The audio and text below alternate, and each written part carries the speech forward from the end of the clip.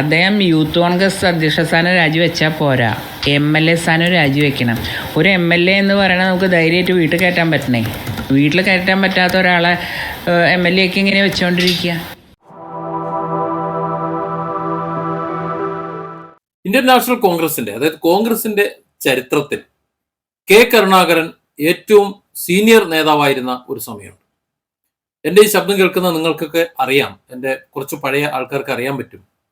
നരസിംഹറാവു പ്രധാനമന്ത്രിയായി ചുമതലയേക്കുന്നതിന് തൊട്ടു മുമ്പ്, അദ്ദേഹത്തെ പ്രധാനമന്ത്രിയായി തീരുമാനിക്കുന്നതിന് മുമ്പ്, ഇന്ത്യയിലെ ഏറ്റവും മുതിർന്ന കോൺഗ്രസ് നേതാവ് എന്ന നിലയിൽ കരുണാകരൻ പ്രധാനമന്ത്രി ആയേക്കും എന്ന ഒരു ചർച്ച പോലും വന്നിരുന്നു.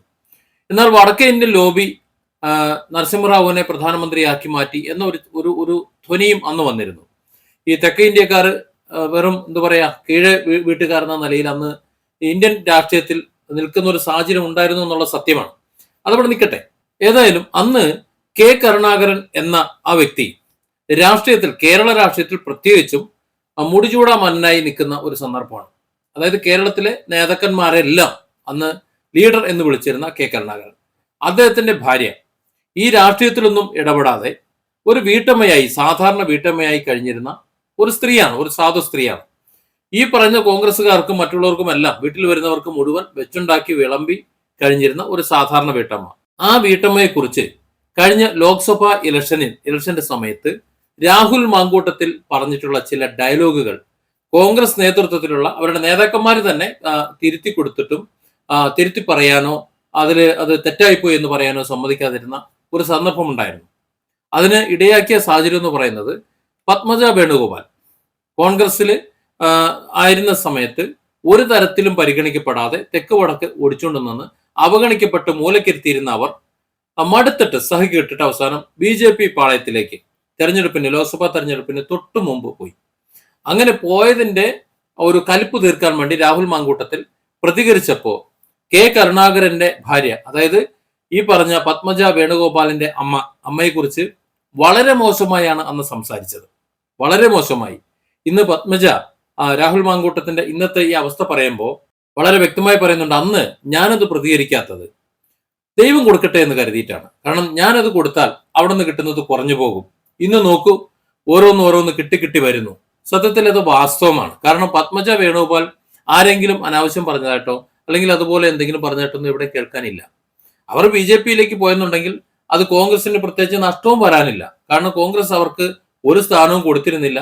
കോൺഗ്രസിൽ അവരൊരു അധികപ്പറ്റായി തുടരുകയായിരുന്നു എന്നത് സത്യമാണ്. അങ്ങനെയാണെങ്കിൽ അവർക്ക് ഇഷ്ടമുള്ള മറ്റൊരു പാർട്ടിയിലേക്ക് അവർ പോയി. അതിന് ഇത്രയധികം വിമർശിക്കേണ്ട ആവശ്യമൊന്നുമില്ല.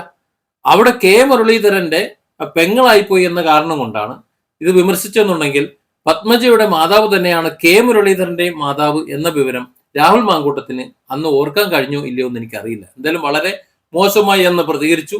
ആ പ്രതികരണം അനാവശ്യം സ്ഥലത്തായിപ്പോയി, അത് വേണ്ടാത്തതായിരുന്നു എന്ന് കോൺഗ്രസ് നേതൃത്വം പറഞ്ഞെങ്കിലും രാഹുൽ മാങ്കൂട്ടം അന്ന് യാതൊരു വിധത്തിലുള്ള ഖേദപ്രകടനം നടത്തിയിരുന്നില്ല. അതിന്റെ ഒരു ഫലമാണ് ഇന്ന് അനുഭവിക്കുന്നത് എന്നാണ് പത്മജ വേണുഗോപാൽ പറയുന്നത്. എല്ലാവർക്കും അറിയാം, നമ്മൾ പറയില്ലേ ആരും ഇതാണ് ആള് എന്നുള്ളത് എല്ലാവർക്കും അറിയാം. പക്ഷേ അദ്ദേഹം, എനിക്ക് പല കോൺഗ്രസ് നേതാക്കളുടെ ഇന്നത്തെ വർത്തമാനം കേട്ടപ്പോൾ എനിക്ക് KPC പ്രസിഡന്റ് സണ്ണി ജോസഫിനോട് ഒരു ബഹുമാനം ഉണ്ടായിരുന്നു. അദ്ദേഹം വളരെ സ്വാത്വികനായിട്ടുള്ളൊരു മനുഷ്യൻ എന്നാണ് എൻ്റെ ഒരു അറിവിലുള്ള. അദ്ദേഹം പറയും, എനിക്ക് ഇതുവരെ ഒരു പരാതിയും കിട്ടിയിട്ടില്ല. ആരും ഒരു പരാതിയും, ഒരു പെൺകുട്ടിയും എന്നോട് ഒരിക്കലും ഒരു പരാതിയും വാക്കാലോ ഫോണിലോ രേഖാമൂലമോ ഒരിക്കലും നൽകിയിട്ടില്ല. അദ്ദേഹത്തിൻ്റെ ബന്ധപ്പെട്ട് പാർട്ടി പ്രവർത്തകർക്ക് യാതൊരു പ്രയാസവും പാർട്ടിക്ക് ഉണ്ടാകാൻ പാടില്ല എന്ന ധാരണയുടെ അടിസ്ഥാനത്തിൽ രാജിവെച്ചു എന്ന് മാധ്യമങ്ങളുടെ മുൻപിൽ പ്രഖ്യാപിച്ചിട്ടുണ്ട്. ഒരു പെണ്ണും മുകളിൽ പരാതി കൊടുക്കാണ്ട് പബ്ലിക്കായിട്ട് പറയില്ല. ഒരു പെണ്ണിന് അത് പറയാൻ ഇഷ്ടപ്പെടില്ല. അപ്പോൾ എല്ലാ സ്ഥലത്തും നേതാക്കന്മാരുടെ അടുത്തൊക്കെ പോയി പരാതി പറഞ്ഞിട്ടായിരിക്കും ഇവരൊക്കെ പുറത്ത് പറഞ്ഞിട്ടുണ്ടാവുക. എന്നിട്ടും ഇപ്പോഴും അദ്ദേഹത്തെ ഒരു രക്ഷിക്കുന്ന രീതിയിലുള്ള ഇതാണ് കോൺഗ്രസിൻ്റെ ഭാഗത്തു നിന്ന് കാണുന്നത്. ഇതൊന്നുമല്ല, ഇതൊരു ചെറിയ കാര്യമാണ്. ഇനി കാര്യങ്ങൾ വരാനിരിക്കുന്നേ ഉള്ളൂ. ഇതിൻ്റെ മുകളിലുണ്ടല്ലോ കുറേ പേര്, ആരും നല്ല കക്ഷികളൊന്നുമല്ല. അപ്പോൾ അതുകൊണ്ട് ഇത് പലതും ഇനി നാളെ രാഹുൽ മാങ്കൂട്ടം എന്ന് പറഞ്ഞ ഈ വ്യക്തി എന്തെങ്കിലും പറയുമോ നമുക്ക് നോക്കിയിരിക്കാം.